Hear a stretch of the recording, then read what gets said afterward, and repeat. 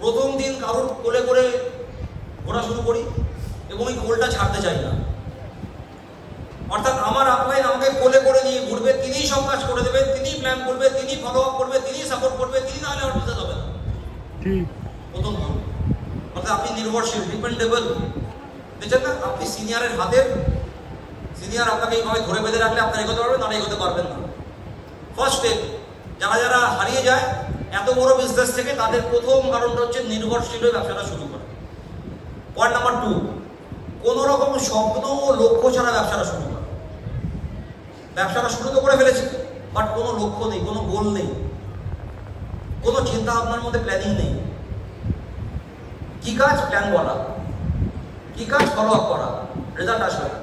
যেদিন যে আপনি লক্ষ্য স্থির করবেন, এই যে আজকে লক্ষ্য স্থির করলাম 2026 সালে গাড়ি নিয়ে হলে আসবো, এই লক্ষ্যটাকে ধরে রাখুন। কালকে থেকে দেখবেন ফলো আপের কন্ডিশন চেঞ্জ হয়ে গেছে, ফলো আপের পাওয়ারফুল ফলো আপ শুরু হয়েছে, পাওয়ারফুল প্ল্যান শুরু, কথাবার্তার মধ্যে দম চলে এসেছে। বিকজ ম্যাক্সিমাম মানুষ তাদের লক্ষ্য নেই, রাইট? 3 নম্বর পয়েন্ট, ভীষণ লজ্জা, ভীষণ ভয়। আমি এত লাজুক, এত ভয় পাই, কাকে বলবো যদি কিছু মনে করে, যদি বকে দেয়, যদি গালি দেয়, যদি ধরে বেঁধে রাখে,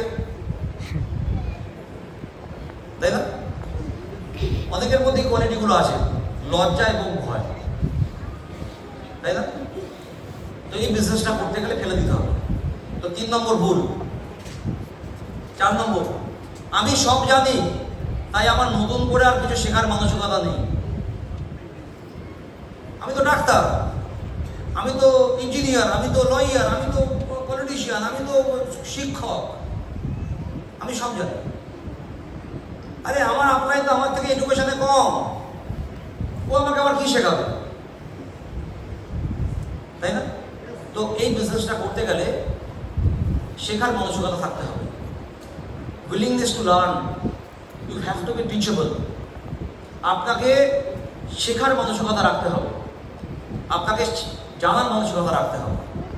কারণ যে কাজটা জানা বা শেখার মাধ্যমে খুব সহজ হয়, আমরা হয়তো জানতে বা অজান্তে নিজের মতো করে করতে গিয়ে ভুল করছি। পয়েন্ট নাম্বার 5, এই ব্যবসাতে আমরা কিছু গুরুত্বপূর্ণ নলেজ এর অভাব দিয়ে কাজ শুরু করে দিচ্ছি। কিছু ऐसा कुछ नॉलेज जो जरूरत है बिजनेस के लिए, ऐसा कुछ ज्ञान जिसका बहुत इंपॉर्टेंस है बिजनेस शुरू करने के लिए, बट वो नॉलेज का मतलब एब्सेंस में बिजनेस शुरू कर रहे हैं। विदाउट दैट नॉलेज हम लोग बिजनेस को शुरू कर रहे हैं। क्या नॉलेज? প্রথম নলেজ হচ্ছে আমাদের ইন্ডাস্ট্রি সম্পর্কিত নলেজ আমাদের নেই, ব্যবসা শুরু করে দিয়েছি। আমাদের কোম্পানি সম্পর্কিত নলেজ নেই, শুরু করে দিয়েছি। আমাদের প্রোডাক্টের প্রতি নলেজ নেই, শুরু করে দিয়েছি। আমাদের অন্যের সামনে নিজেকে কেমন করে তুলে ধরতে হয় তার নলেজ, একটা নতুন মানুষের সামনে, এক চাষির সামনে নিজেকে কীভাবে প্রকাশ করবো, একজন ডাক্তারের সামনে নিজেকে কীভাবে রিপ্রেজেন্ট করবো, একজন হাউস ওয়াইফের সামনে নিজেকে রিপ্রেজেন্ট করবো, একজন স্কুল শিক্ষকের কাছে নিজেকে কীভাবে রিপ্রেজেন্ট করবো, একজন লয়ারের কাছে নিজেকে রিপ্রেজেন্ট করবো, রাইট? যার সামনে আমি প্ল্যান দেখাবো তার সামনে নিজেকে কীভাবে রিপ্রেজেন্ট করবো, তাদেরকে জানি না। অন্যের সামনে নিজেকে কেমন করে তুলে ধরতে হয় তার নলেজ।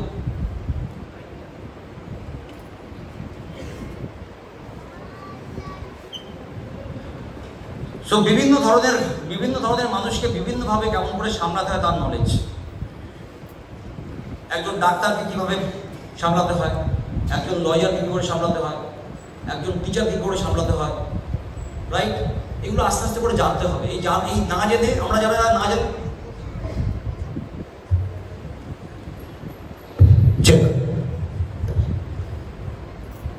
সো আরো কিছু নলেজ দেখুন। কেমন করে নতুন মানুষকে প্ল্যান দেখাতে হয় তার নলেজ। ডাইরেক্ট সেলিং বিজনেস কেমন করে, বিজনেসে কেমন করে সম্পর্ক তৈরি করতে হয় তার নলেজ। আমার অর্থনৈতিক গ্রোথের জন্য কেমন করে আমার এবং আমার পরিবারের সকলের মাइंडसेट করতে হয় তার নলেज। ये बिजनेस करने के लिए सबसे पहले जो चाहिए वो है माइंडसेट। बट मेरा माइंडसेट एंड मेरा फैमिली का माइंडसेट दोनों इंपॉर्टेंट है। It is not only your mindset, it is your family mindset also equally important. আপনার ফ্যামিলি মাইন্ডসেটটাও ইকুয়ালি ইম্পর্টেন্ট। তাই আপনার এবং আপনার পরিবারের মাইন্ডসেট কে কেমন করে তৈরি করতে হয় ব্যবসাটাকে এগিয়ে নিয়ে যাওয়ার জন্য। এটা অনেকে করে না।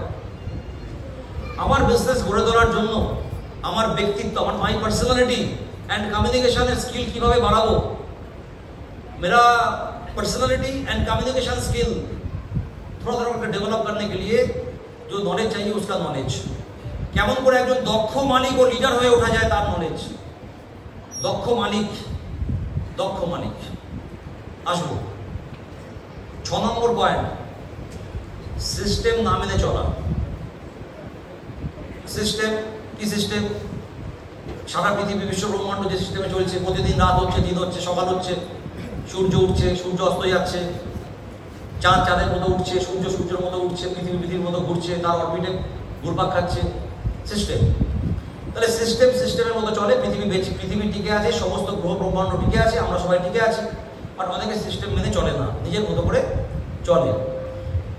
মোস্ট ইম্পর্টেন্ট, নিজের ব্যবসার দায়ভার ও ব্যয়ভার, কি বললাম, দায়ভার ও ব্যয়ভার গ্রহণের মানসিকতা না থাকা। আমি ব্যবসাটা শুরু করেছি, ব্যবসাটা আমার সিনিয়রের, ये मेरा बिजनेस तो है बट सबसे पहले मेरा सीनियर का बिजनेस है, तो इसके लिए जितना एक्सपेंस होगा मेरा सीनियर खुद आके करेगा।